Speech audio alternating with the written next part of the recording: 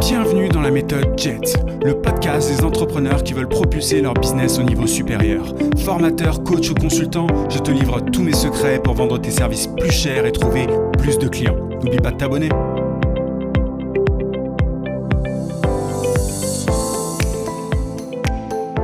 Salut, c'est Yann, j'espère que tu vas bien. Alors aujourd'hui, je voulais partager avec toi mon expérience qui date il y a 2 ans environ, quand je donnais des cours en école de communication, marketing et en école de journalisme. Alors, avant, j'avais une agence et j'avais comme client un groupe d'enseignement supérieur privé qui m'a proposé de donner des cours. Et ce podcast, il va t'intéresser, même si tu n'es pas étudiant et tout. On va parler de formation en digital principalement. Tu vas comprendre mon point dans quelques minutes. Et donc, elle m'a proposé, ce groupe m'a proposé de donner des cours et j'ai accepté avec grand plaisir. Et il y a une école de journalisme aussi qui m'a proposé de donner des cours. C'était quelqu'un qui m'a trouvé sur LinkedIn d'ailleurs et qui m'a proposé de donner des cours aux étudiants et de les former à LinkedIn, justement. Donc, à la base, j'avais 26 ans, je crois, et j'étais super chaud pour le faire. Je me suis dit, c'est rigolo, moi qui ai jamais vraiment aimé l'école, ça va être la bonne occasion de passer de l'autre côté. Je me disais que j'avais des choses à transmettre, parce que moi j'ai fait une licence de droit et j'ai fait 6 mois d'école de communication. Et j'ai tout appris ensuite dans mes stages, durant mes CDD, avant de me lancer en tant qu'indépendant. Mais du coup, j'avais pas mal d'années d'expérience déjà sur le marché professionnel, par rapport à des personnes qui avaient entre 23 et 25 ans et qui avaient toujours été à l'école, quoi. Donc, j'ai donné ces cours-là. Et en fait, j'étais choqué par 2 choses. La première, c'est que déjà, ça prend énormément de temps, d'énergie et de temps en fait de donner des cours. C'est-à-dire que souvent, on pense que les profs, ils donnent leurs cours pendant X heures durant la journée et ensuite ils se cassent. Mais le truc, c'est qu'un cours, ça se prépare. Et au-delà de ça, ça bouffe l'énergie. C'est un truc de malade. Enfin, moi qui suis de nature introvertie, ça m'a bouffé l'énergie. Donc, énorme respect aux profs qui font ça à plein temps. Moi, je pourrais pas faire ça. D'ailleurs, je vais t'expliquer au-delà de cette question d'énergie, pourquoi je ne continuerai pas, je ne referai plus jamais de cours en école de communication et de journalisme, etc. De cours tout court. Mais voilà, ça m'a pris énormément d'énergie, j'avais un mal de crâne à la fin, bref, je te passe les détails. Mais au-delà de ça, je me suis rendu compte qu'il y avait un problème d'état d'esprit, de mentalité. Alors je sais pas si c'est français, si c'est peu importe, mais je vais partager avec toi ce que j'ai vu.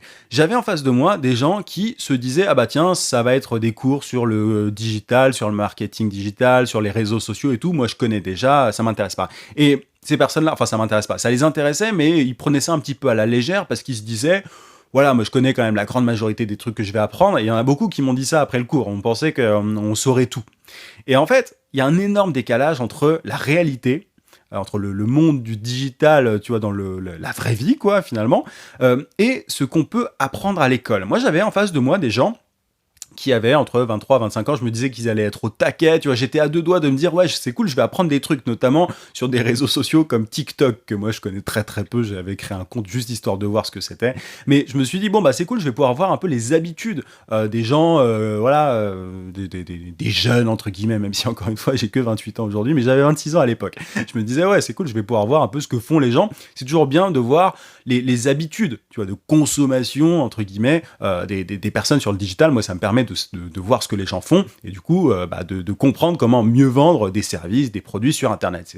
C'est simplement une façon d'analyser ce qui se fait par les consommateurs, entre guillemets. Et voilà, si je parle avec un langage froid de marketeur. Et donc, je me suis dit, bon, bah, je vais apprendre des trucs et tout, mais en fait, je me suis retrouvé face à des personnes qui n'y connaissaient absolument rien. Et c'est pas de leur faute, c'est de la faute des écoles, en fait. C'est de la faute des écoles, et parfois, je leur disais, oui, vous connaissez sans doute tel concept ou tel réseau social, ou comment faire ceci sur tel réseau social et tout. Et en face de moi, j'avais des gens qui me disaient non. Et en fait, je pense qu'ils ont été eux-mêmes choqués par leur manque de connaissances vraiment profond du digital, des réseaux sociaux, etc. Je pense qu'ils se sont rendus compte qu'ils étaient complètement à la ramasse. Et moi, j'étais content parce que du coup, j'avais des trucs à leur apporter. Mais il y avait quand même une attitude assez désinvolte, et en gros c'était des personnes qui avaient à qui on avait dit pendant des années passe tes examens, apprends tes leçons, passe tes concours ou tes examens, tes partiels, etc. et de bonnes notes. Ensuite, tu auras un job et ce sera bon. Ce sera terminé comme ça. Il y aura plus grand chose à apprendre par la suite. Et ça, c'est un énorme problème parce que moi, j'ai fait une école de communication pendant 6 mois, mais encore une fois, j'ai surtout tout appris sur le tas. Et j'ai appris, quand j'étais notamment en agence, le soir, en rentrant chez moi. J'écoutais des podcasts, je lisais des bouquins et je mettais en application ce que j'apprenais aussi. Mais ça, on oublie complètement cet aspect-là à l'école, dans les écoles notamment de marketing, de communication et tout. C'est pour ça que quand on me dit « Quelle école est-ce que tu penses que je devrais faire ?» et tout, ben moi j'ai un discours qui est très anti-école, parce que de toute façon, moi, encore une fois, j'ai jamais vraiment aimé ça.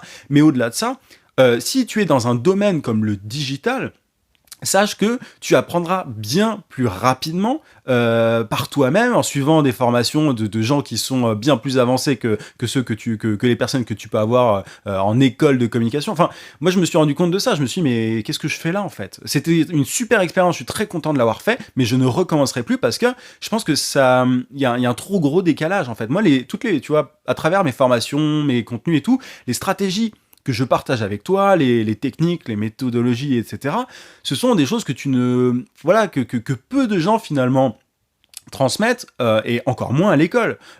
Tu vois, même en termes les élèves en fait que j'avais en face de moi, ils avaient même pas les bases en fait du marketing alors qu'ils étaient en 4e, parfois en 5e année de marketing digital. Et c'est super effrayant parce que les personnes du coup que j'avais en face de moi, c'était les futurs directeurs marketing, c'était les futurs responsables de com de telle et telle entreprise et c'est un énorme problème. Donc en fait, si tu veux devenir salarié, c'est sans doute pas ton cas si tu suis ce podcast, mais pour les personnes qui comptent devenir salarié, c'est pas trop un problème, tu vois, t'es peinard, t'es directeur marketing, tu fais appel à des prestataires qui sont plus avancés, tu fais appel à des agences qui ont les vraies bonnes méthodes, etc., ce qui est ton cas à toi si t'es entrepreneur, tu vois.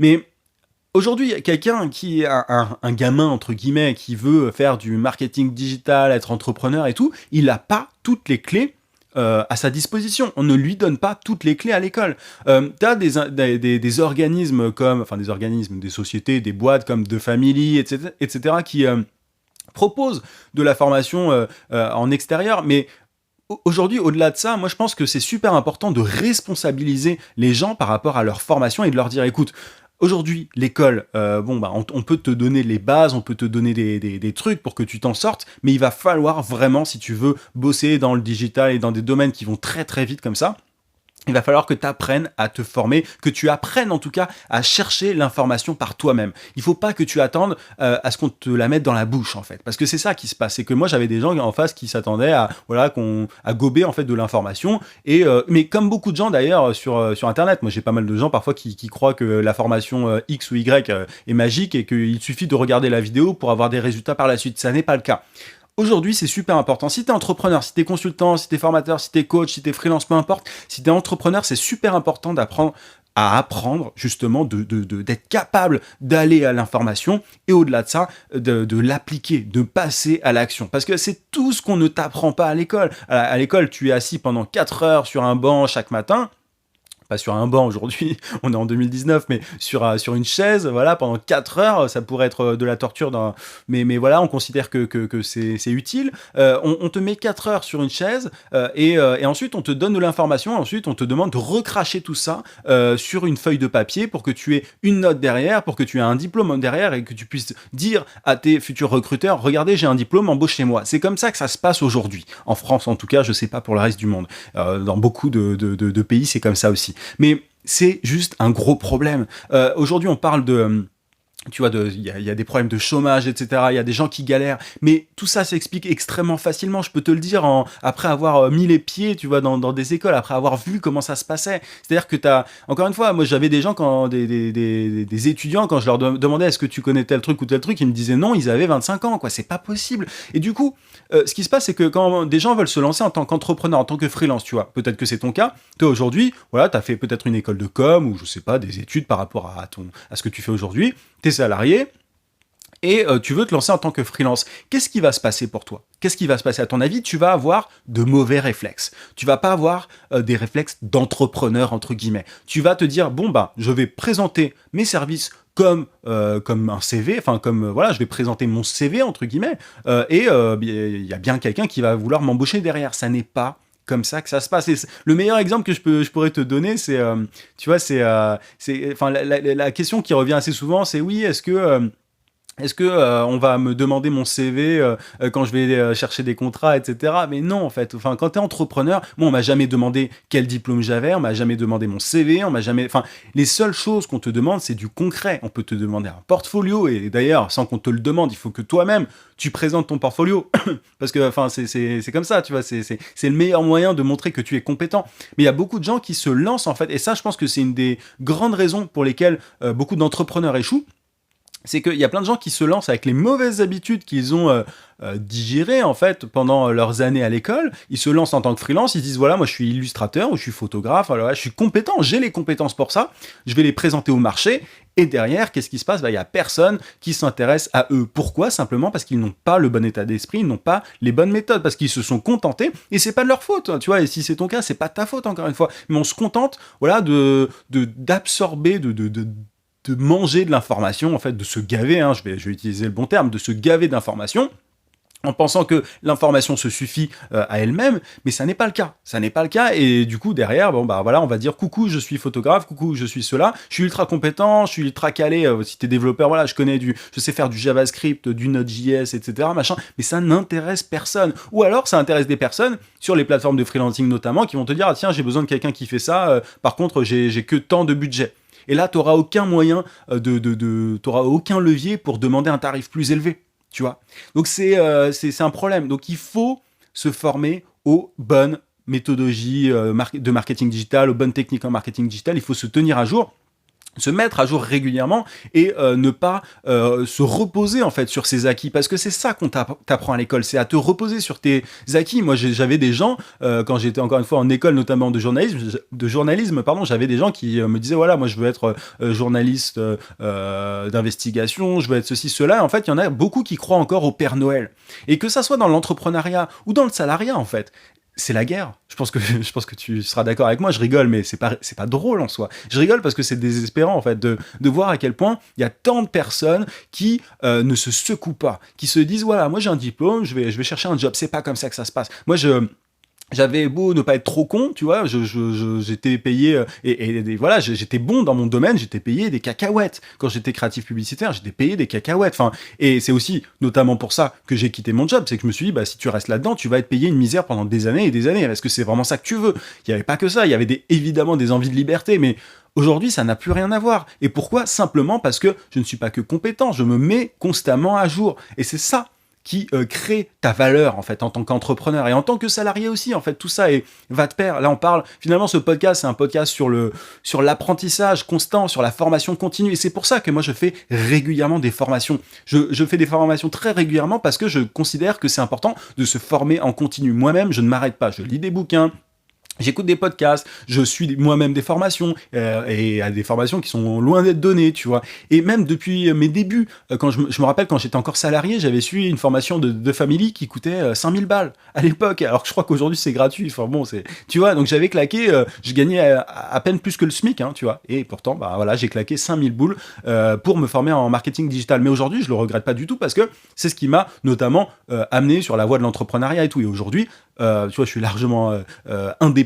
au niveau de ma formation, je sais trouver l'information là où il faut, et je suis moi-même quelqu'un qui donne de l'information, qui enseigne cette information, enfin pas cette information, enfin les informations et les tests que j'ai pratiqués, enfin que j'ai fait en tant qu'entrepreneur. Je partage tout ça et j'essaye d'apporter un maximum de valeur dans mes contenus, dans mes formations, et pour pallier ce problème d'éducation qu'on a, parce que l'école ne te sauvera pas, et les formations XY, il y a plein de conneries. Enfin moi, encore une fois, quand on me dit quelle école est-ce qu'il faut faire pour devenir community manager et tout, je peux pas donner de réponse par rapport à ça. Si t'es pas capable aujourd'hui de taper sur Google, voilà, formation community manager, ou alors de chercher toi-même les informations une par une pour pouvoir te former, il y a peu de chances que tu t'en sortes. Et il y a plein de gens qui se croient en fait entrepreneurs, notamment aujourd'hui, qui ne sont pas capables de taper quelques trucs sur Google. Tu vois, je trouve ça juste hallucinant. Mais il y a plein de gens qui me disent oui, est-ce que tu peux me donner ceci, cela? Mais fais la recherche Google par toi-même. Et ça, c'est simplement parce qu'on a été assisté à l'école, on nous a fait gaver d'informations, on a fait amener des profs pour qu'ils blablatent pendant 1 heure, 2 heures, 3 heures, 4 heures. Et on est habitué à ça, à être passif. Sauf que au fur et à mesure des années, crois-moi, cette passivité, elle va coûter très très cher à certains. Donc, il faut sortir du mode zombie. Parce que moi, j'avais des zombies face à moi quand je donnais des cours. Et c'est pour ça que j'ai pas envie, tu vois, de légitimer ça. Enfin, j'ai pas envie de redonner des cours et tout, parce que pour moi, c'est pas le bon format. Je pense que voilà, l'école est en train de vraiment se casser la gueule. Et enfin, c'est un discours un peu à la con que tu entends souvent, je pense, voilà, dans les médias notamment. Mais c'est la vérité. Mais voilà, c'est pas l'école qui va te sauver, qui va te rendre entrepreneur. Et c'est drôle quand tu regardes des magazines du style Entrepreneur, je sais plus comment il s'appelle le magazine, mais souvent, c'est drôle. Tu vois que quand on te fait un portrait d'un entrepreneur qui a du succès et tout, quel est le premier truc qu'on mentionne dans le magazine?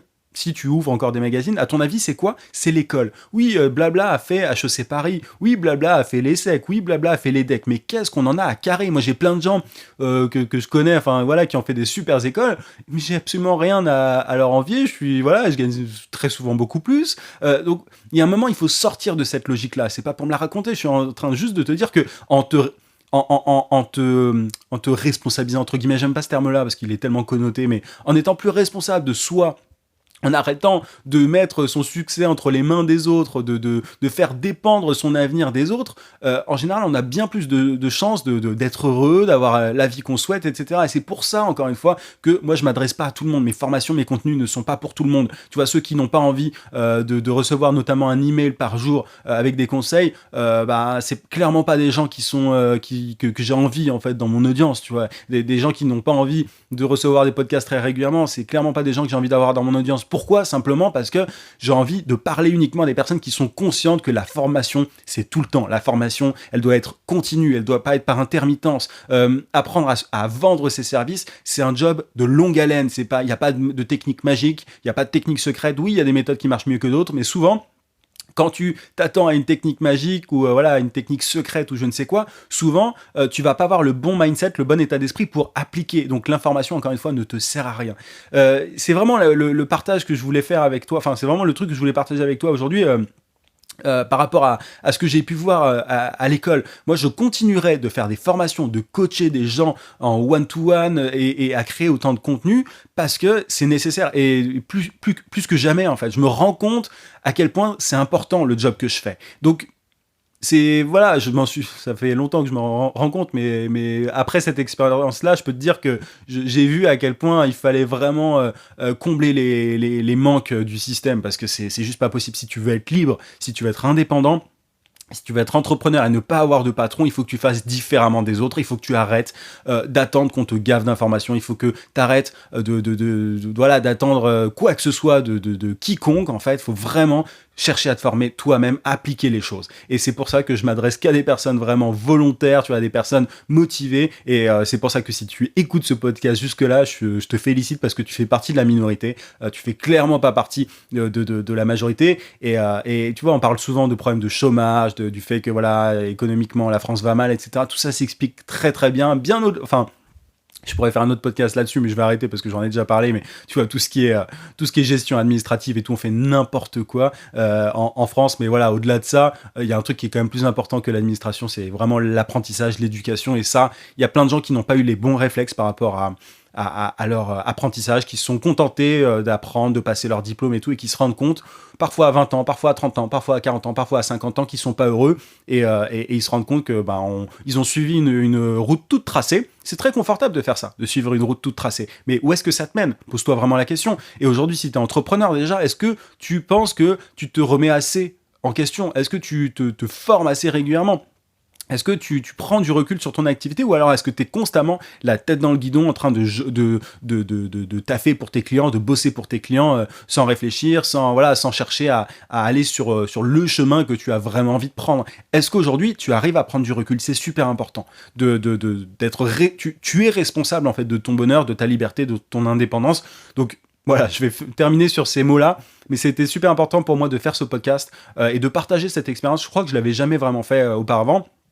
Et tu vois, je pourrais continuer à faire ça, voilà, donner des cours et tout, c'est de l'argent honnêtement très facile parce que c'est finalement ce que je fais tout le temps. Mais voilà, je préfère faire ça chez moi, faire des formations accessibles, plus ou moins accessibles. Il y en a qui sont beaucoup plus avancées, mais j'ai des formations qui sont beaucoup plus premium que celles que je partage régulièrement. Mais voilà, je veux faire en sorte qu'il y en ait pour tout le monde, pour toutes les bourses entre guillemets, pour que voilà, chacun puisse se former. Et c'est pour ça que voilà, des fois quand j'entends des oui, est-ce que tu peux faire une promotion sur telle formation, honnêtement, la valeur que j'apporte par rapport aux informations que je donne, je me suis mal exprimé, le tarif les tarifs que je propose par rapport à la valeur que j'apporte, il y a un écart qui est tellement énorme, faut vraiment, c'est pour ça que je vais pas baisser encore plus mes tarifs parce que sinon il y a un moment faut pas déconner quoi. Si tu as une mentalité de dépense plutôt que d'investissement, t'es mal barré. Il y a une grosse différence entre investir et dépenser, tu vois. La formation, l'auto-formation, la formation continue, c'est un investissement. Moi, c'est comme ça que je gagne de plus en plus. C'est comme ça que je gagne de plus en plus. Mon compte en banque grossit très concrètement. Si je voyais tout comme une dépense, ce serait une connerie de ma part parce qu'à chaque fois que je prends une formation, j'améliore un truc dans mon business. À chaque fois que je lis un bouquin, j'améliore un truc dans mon business. À chaque fois que j'écoute un podcast, j'améliore un truc dans mon business. Donc, c'est pour ça que les podcasts que je fais là sont des podcasts que tu dois mettre en pratique. Moi, je fais des podcasts longs aussi pour que tu réfléchisses à ton propre cas et que tu te contentes pas juste de mettre play, stop et ensuite retourner à tes occupations. C'est pas comme ça que ça se passe. C'est vraiment, il faut que tu réfléchisses régulièrement après chaque contenu que tu écoutes ou que tu regardes pour pouvoir voir ce qu'il y a à améliorer dans ton business. C'est en tout cas ce que je te propose de faire moi. C'est ce que je fais régulièrement à chaque fois que je me forme. Voilà un petit peu ce que je voulais te dire aujourd'hui. Je serais curieux d'avoir ton avis en tout cas par rapport à l'auto-formation, au décalage entre le monde réel et l'école. Si tu l'as observé, je sais pas si tu as des gamins par exemple, ça m'intéresse de savoir qu'est-ce que tu peux observer. Enfin, est-ce qu'ils sont contents de ce qu'ils apprennent, s'ils sont étudiants avancés. Enfin, si toi, tu es encore étudiant aujourd'hui, est-ce que tu considères que voilà, ce que tu apprends a une vraie valeur, a une grosse valeur, il va être concrètement applicable. Enfin, ce sont de grosses questions qu'il est important de se poser. C'est pas prêt, je pense, de changer. Tu vois, l'école, l'éducation en France n'est pas prête de changer. Par contre, toi, tu peux changer ton approche. Et c'est ça le plus important. C'est à toi de te gérer. Voilà un petit peu ce que je voulais te dire aujourd'hui. Je te dis à très très vite. J'espère que ça t'a été utile. À plus. Merci d'avoir suivi ce podcast jusqu'au bout. Si tu souhaites aller plus loin, inscris-toi à mes emails quotidiens dans lesquels je partage des conseils et techniques pour trouver plus de clients et pour vendre tes services à prix d'or. Pour ça, tu cliques simplement sur le lien en description. Tu obtiendras également une formation vidéo en bonus. Je te dis à très vite.